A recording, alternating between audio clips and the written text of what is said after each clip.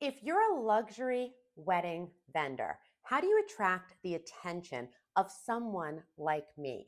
How do you get on the radar of a wedding planner, no matter where you are in the market share? And what makes a wedding planner want to refer you to their clients so that you can become part of the team?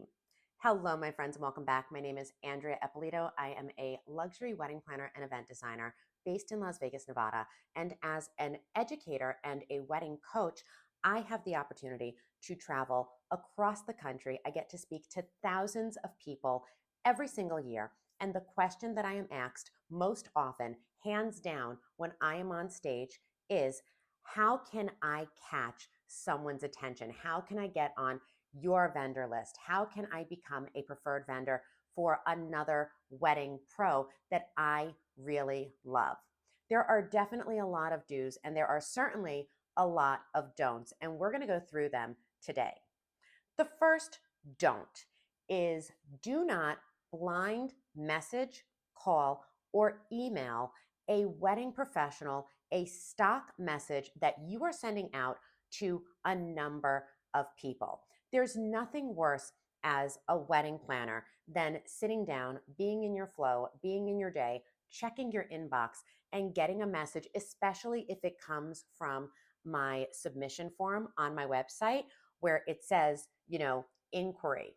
And, my first thing, and what a lot of wedding planners will think is, oh, good, this is a potential client. And instead, we get a form type email that says, hey, my name is so and so. I'm a photographer based in New York, and this is how I shoot. And I can't wait to be a part of your team. Let me know when you can get together. I'd love to work with you. First of all, I respond to every single message that I get. That's just my personal preference. It's what I believe is right. But when I get those, when the message isn't personalized, when there's nothing of value for me, I always just say, thank you so much for sharing. I wish you the best. And I leave it because all you've done is pull a list of wedding planners and you've said, here you go, I'm out there, I exist.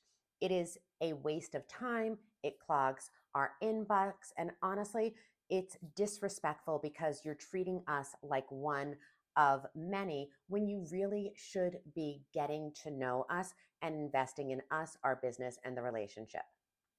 The second thing that you should not do in that email or in any other correspondence is immediately ask for a Zoom meeting.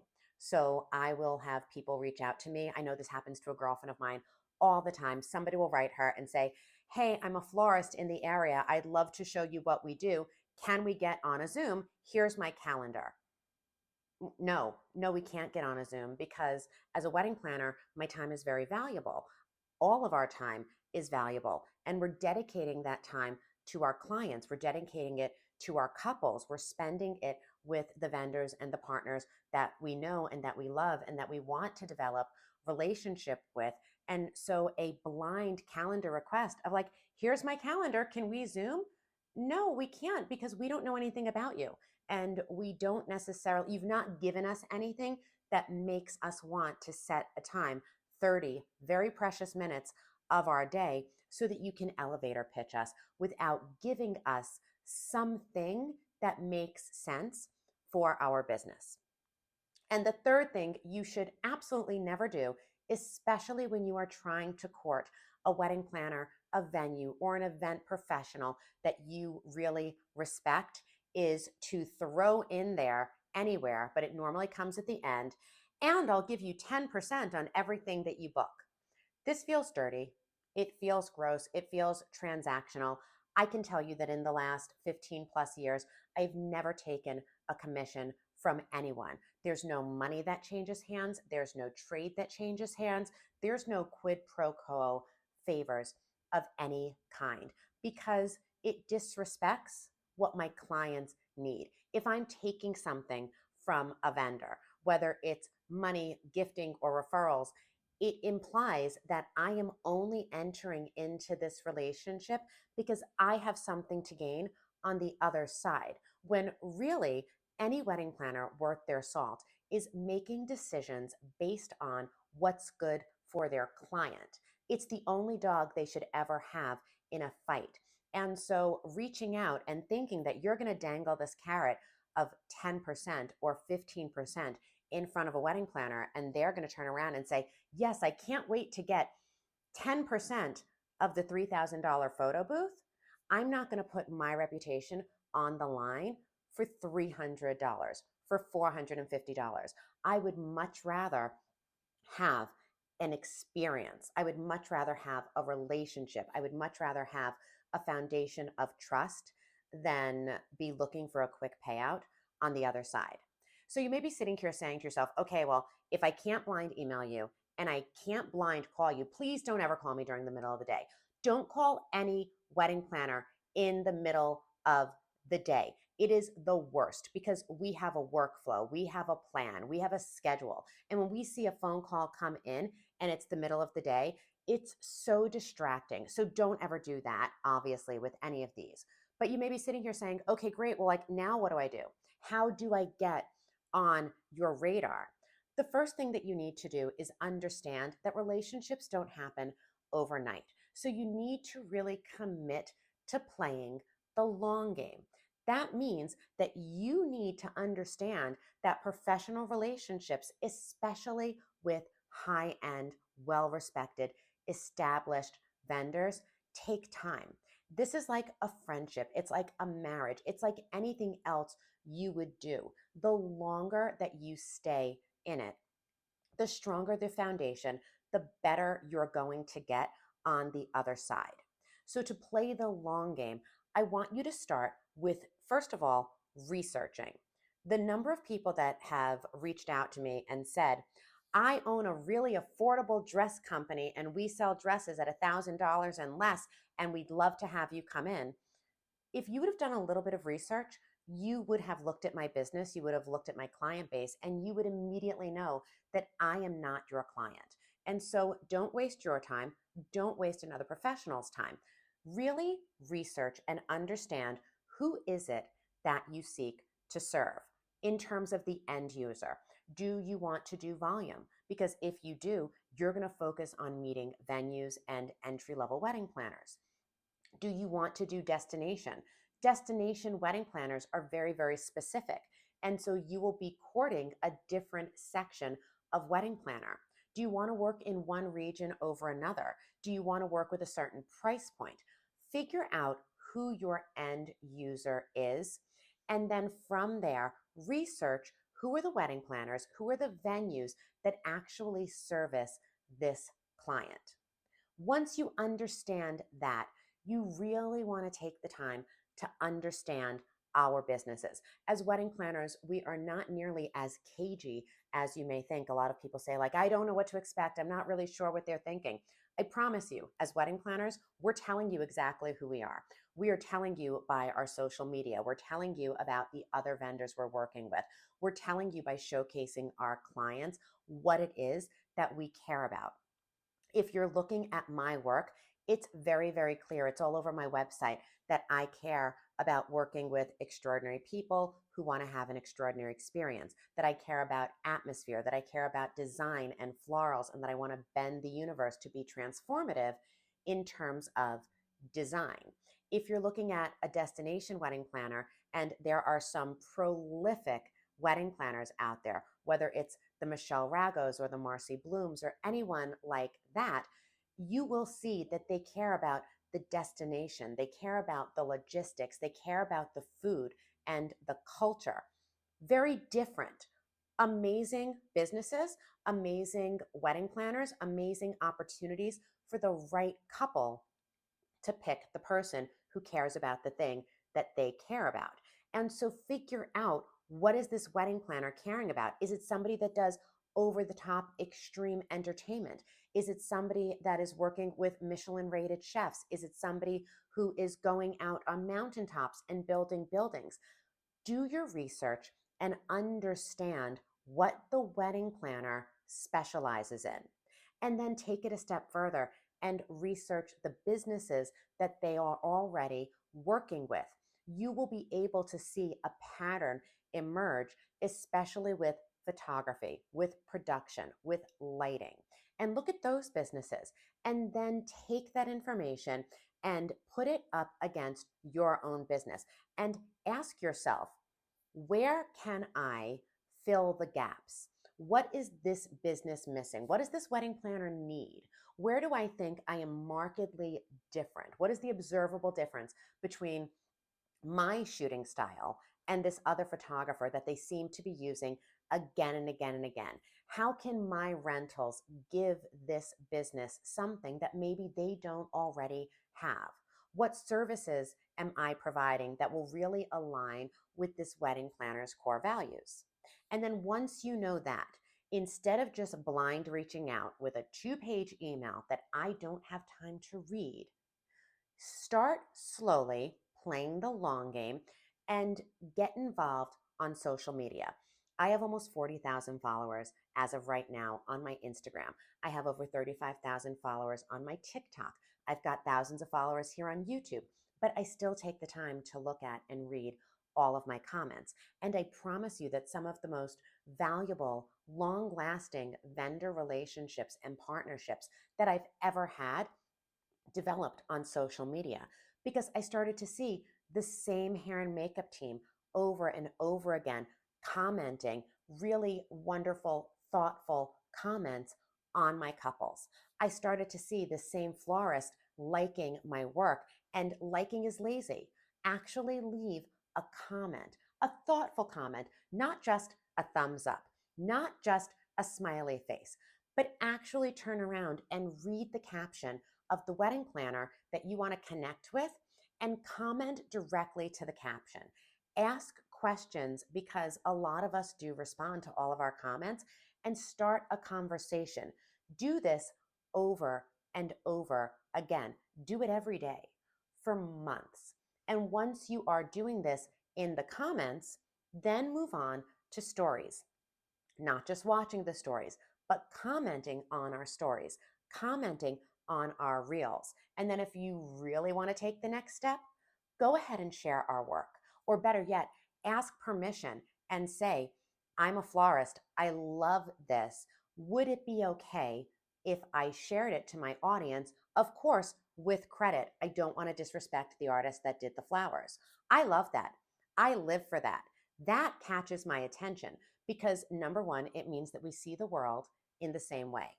Number two, it means that you want to be a part of furthering my business, my name, my reputation. And most importantly, it means you're not a thief. You're not looking to steal credit from somebody that I respect, that I trust, that I work with. In the most beautiful way, you are going out and you are sharing my work. You're complimenting the teams that I've selected. So reinforcing the fact that I make good decisions, and you're getting on my radar in the most respectful, wonderful way possible. When you do all of these things, you'll see that wedding planners will start to respond, and it'll be quick. It'll be a very small, like, oh, after a couple of months, I'm going to follow this person back. I love how much they love my work. Let me follow them. And then I start to see your work, and I start to communicate with you, and I start to engage with you. And we are slowly, in a very non threatening, not aggressive way, learning about one another's business. So now what happens? Now you go out and you create an organic opportunity for us to meet. So this happens, and I love when it happens, when I go somewhere and I'm speaking and someone flies in to my speaking engagement and they leave me a note and say, hey, I see you're speaking in Miami. I'm only 2 hours away. I hope it's okay. I'm going to buy a ticket and I'm going to jump on a plane. In my head, this person has invested in our relationship. I'm absolutely going to find time to chat with you afterwards. I'm absolutely going to seek you out in the cocktail hour. I'm going to have a real conversation. I've had other people reach out and say, I see you live in Vegas. I haven't been there in years. I'd really love to come out for a vacation, but I want to make sure that it's a good time for you. Is there a time frame that works where we can grab coffee? Thank you so much for not interrupting my wedding season and deciding to pop in October. And I'll write them back and say, oh my God, this is wonderful. Yeah, November, December are good months for me. Please let me know when you'll be in town. Or I've had people offer to bring me someplace. I had a florist that was genius, and he reached out and said, I know you're in and out all the time. I would love for you to come and see my studio. I'd love for you to meet the team. I want to walk you through what we do, how we do it, and how I feel like I could be a valuable addition to your market mix. I know that you have your favorites. I know that you work with this particular team, but I really think that you and I could have something special. And I was like, that's amazing. The fact that you're willing to pull back the curtain in your own business, that you're willing to invite me into your life, that you're going to be vulnerable and you're going to trust me and you're going to believe that I'm not going to take advantage of that trust. And we had a fantastic experience together. I absolutely booked that florist twice, and I plan to have a very, very long and, hopefully storied history with them. Because when I got there, they showed me how they would fill the gaps. They took the time to really understand who I am, who my clients are, how I work. They were able to reference and say, I remember when you said this on your podcast. This particular wedding that you did was amazing. I'm not going to go ahead and disrespect the work you've done with anyone else by saying I would have done this differently. Instead, they came and said, I would really love to do this kind of work, which I think aligns with yours. And I think it would be fun to do this or to build this, or you don't have a garden wedding on your website. Wouldn't it be fun too? A lot of people will say, can we do a styled shoot? I personally don't really traffic in styled shoots. If I do, it is once in a blue moon and is for a very specific reason. It's because a publication has asked me to do something. It's because a hotel partner wants to show something else and has asked me to join them with it. But I don't do styled shoots just to do them. But the best thing, if you could ever do it, is to create an opportunity for a wedding planner that you want to work with and to refer them. It doesn't mean you have to refer them to a wedding, because oftentimes as a vendor, people are coming to you, they already have a planner. But if you can refer me for a speaking engagement, if you could refer me to a podcast, if you could refer me to an organization or an opportunity, something that normally wouldn't come my way, if you can get me on the radar of someone else, gosh, that makes me feel so appreciated. It makes me feel so respected, and it cements our relationship because it lets me dip my toe into the water of working with you so that we can build trust, so that we can then go together and I can feel comfortable referring you for a wedding. I sit here today and I talk about it all the time. I didn't have the easiest time making friends when I was younger, when I was in grade school, when I was, in my early 20s. And then you get to your late 30s, early 40s, and beyond, and you find that it becomes difficult to make friends. And the friendships that you make at this stage of your life mean so much to you because they're hard fought, they're hard won, they are based on a level of trust and respect and none of the other BS that's out there floating around in the world. And a lot of my closest relationships and friendships today are with people that started out as creative partners and as vendors. And that's because they didn't treat me like a number. They didn't bombard me with spam. They didn't just, throw money at me like, I was bought and paid for. Instead, they really took the time to understand my clients. They took the time to understand my business. They made a big investment in getting to know me as a human being, and they never pushed. They were never, greedy or grubby or pick me or anything like that. Instead, they just said, I recognize something in you that I like. I think we're a good fit. And over time, vendors became partners. Partners became friends. And 15 years later, we're building businesses and lives together. And that's what this is about. Everything we do in the wedding and event space is about relationships. And so if you are a vendor and a creative partner, if you want to get on somebody's radar, start with the person, because always and forever, all things being equal, people want to work with people that they like. And all things not being equal, People still want to work with people that they like. If you have any questions about this or any other topic, please go ahead, leave them in the links below. If you have questions about my jewelry, which I know has been a topic a lot lately, it's all Ana Luisa. They're beautiful gold pieces. I'm going to link them below as well. And if you have anything that you would like for me to cover in the future, go ahead and let me know. You can always send me an email to andreaeppolito.com/ask. This channel and community exists so that I can serve you and give back. Until next time, my friends, celebrating life, luxury, and above all else, love. This is Andrea Eppolito, and we'll talk again soon.